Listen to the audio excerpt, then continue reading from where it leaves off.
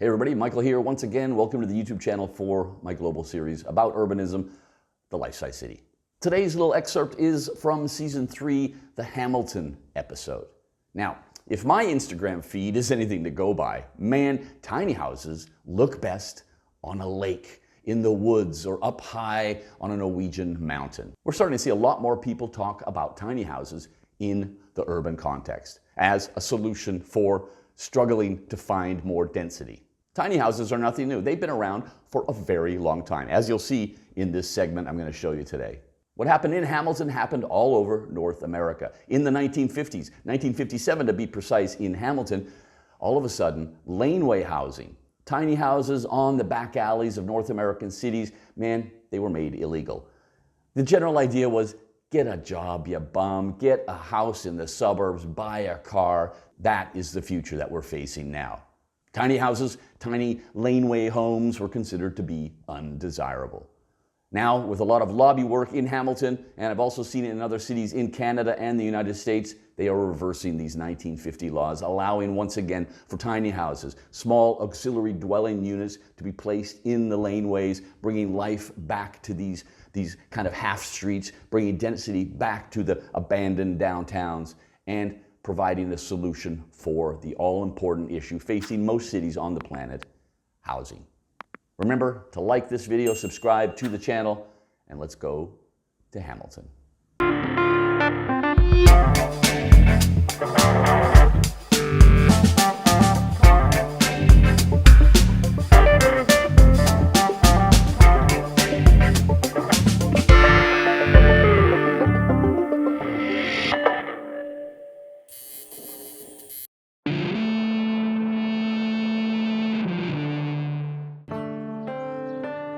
The issue of poverty in Hamilton is sometimes overshadowed by a narrative of urban revival and wishful economic growth. And hey, the housing market is in fact growing, but therein lies part of the problem. Hamilton has become part of what is known as the Greater Toronto and Hamilton Area, the GTHA, and that's because Toronto has become unaffordable. There is a trickle-down effect. People leaving the big city for mid-sized Hamilton. As a result, housing costs in Hamilton, although lower than Toronto, have risen. The average Hamilton homebuyer can now expect to spend the equivalent of 6 times his or her annual income on the purchase of a house, while the Canadian average sits somewhere around 2.5. Oh, and over 60% of households in Hamilton are home to only 1 or 2 people. There is, however, a viable solution to this, one that's been around for quite a while: laneway houses. I like to think of it as the cities from the back to front, or from the inside out, because you get to see a different part of a city when you're walking through the laneways than you do from the front yards where people are trying to put their best impression first. Right. So it's a lot more gritty and real. Yeah. American expat Emma Cubitt found her calling here in Hamilton. She's worked on affordable housing projects for nonprofits for more than a decade, with a special interest in laneway homes, exploring how the city could change through this type of affordable, small-scale housing. There's a long history of using these laneways for housing here in Hamilton, is that right? Yeah, Hamilton had kind of its boom maybe 100 years ago. They needed workers' housing, and so laneway housing was built for that. As a way that people who are often single can have good, affordable home.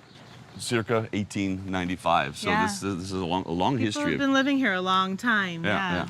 This is like the trendy tiny house movement like 120 years ago. That's right, yeah, but with the historical precedent, which is pretty cool. Yeah, right. They're kind of hidden gems. Yeah, it's kind of a little secret if you live here, right? That's right, yeah. We're trying to bring about more of them and have them be a more integrated part of the fabric. Yeah. Problem is, they were forbidden in the 1950s with zoning. Every laneway house still standing in Hamilton was built prior to 1957. That was the year that the city implemented a bylaw that prohibited construction of more than 1 dwelling per lot. It was part of a nationwide effort to regulate zoning in urban centers. Unsurprisingly, it completely halted what could have been a great alternative for housing in the city. You see, Since the 1950s, the average family size may have decreased, but the scale of new homes has only increased. The quantity of new single-detached housing in Canada has doubled over the past few decades, and the buy-in cost makes home ownership simply unaffordable. Now, thanks to innovative thinkers like Emma, Hamilton has legalized laneway housing as a pilot project in 2 downtown wards. Hopefully, the tide is turning. The goal is to create incremental intensification so we don't only have the condo towers as the option for density. That is kind of wild that back in the 50s they didn't want density, right? And That's now right. it is something that every city so desperately tries to attain, right? Yeah, To get that's back right. to the density in the urban core. It also provides actually affordable rental opportunities. It's really important that we have housing that's still affordable for artists and for people who've lived in these neighborhoods all their life.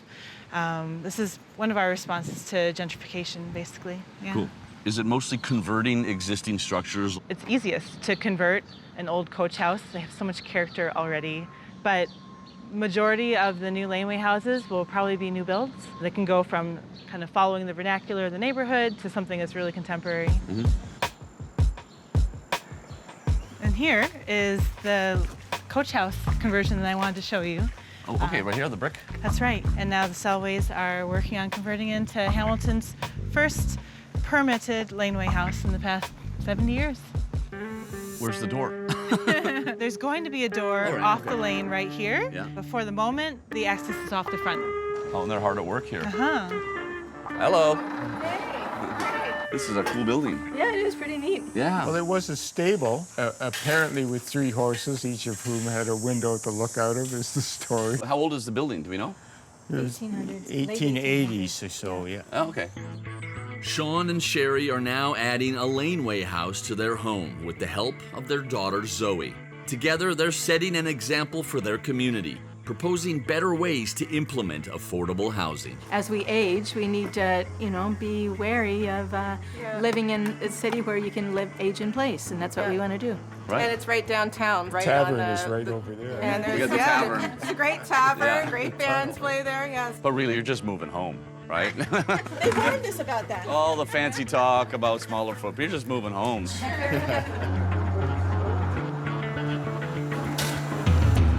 Hail! Hail. So how long is this going to take? When do you think we're having the kids come home? We need to get the complete permit situation sorted out. Yeah. We're working with Emma because we think the laneway housing thing is a good idea. Uh-huh. Having the first example work its way through the system Yeah. is kind of more interesting to us. Oh, yeah. For Sean, converting these homes is a way to pay it forward in the neighborhood, paving the way for others to do the same. I am pretty impressed. Sean's in his 70s, and he's been involved in every step of the renovations. That's what I call family spirit. Affordability problem is ascending the income threshold so that you have a lot of millennials that are quite unhappy about not being able to buy a place. Mm-hmm. We need to keep the people that have been living here for many years and are being priced out, particularly of apartments. We need to retain about some of the 5,000 students that McMaster graduates every year. We need to keep the artists and musicians. We need to provide affordable housing for them to make this like a livable place for everybody rather than for a smaller group. Right? Yeah. With the condominiums that are being built in our city, they're often not intended or not appropriate for families, but laneway house conversions such as this could definitely have a smaller family living in here.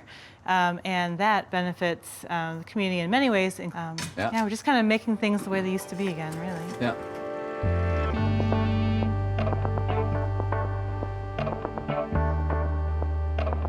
The scale of the industrial footprint here is absolutely massive. It begs so many questions. What can you do with all of that land? And what are you going to do with that land when you still haven't figured out how to bring life back into the downtown core?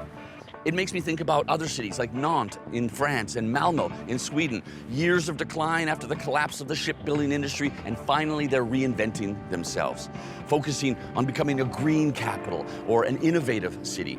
Even in Pittsburgh, the steel city of the United States of America, they are coming back strong, with industries that are more conducive to urban life leading the revival. Cities around the world are getting their game face on for deindustrialization. Hamilton is transitioning to what? I still haven't figured that out.